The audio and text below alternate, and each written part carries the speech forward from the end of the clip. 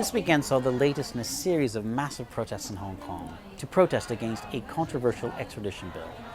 This week's protests were at Sha Tin, an area in the northern district of the New Territories, which is popular with mainland shoppers, but was also a way for the organizers to target a constituency in Hong Kong that maybe wasn't coming to the rallies here.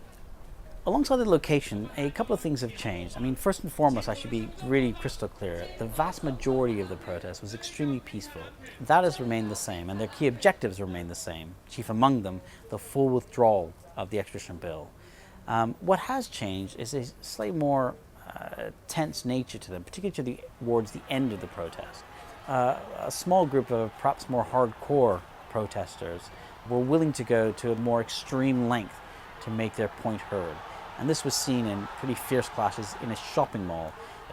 It's unclear exactly how it started, but certainly from what I saw, protesters were hurling objects, umbrellas, bottles, some reports have said bricks, at the police.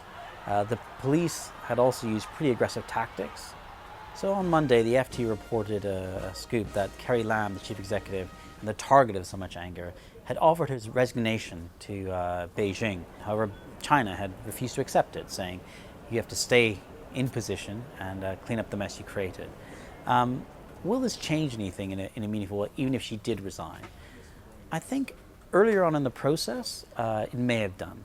Certainly there was a lot of anger directed towards her as well as the bill, and perhaps she might have been a scapegoat, which would have been a release valve for everyone to calm down.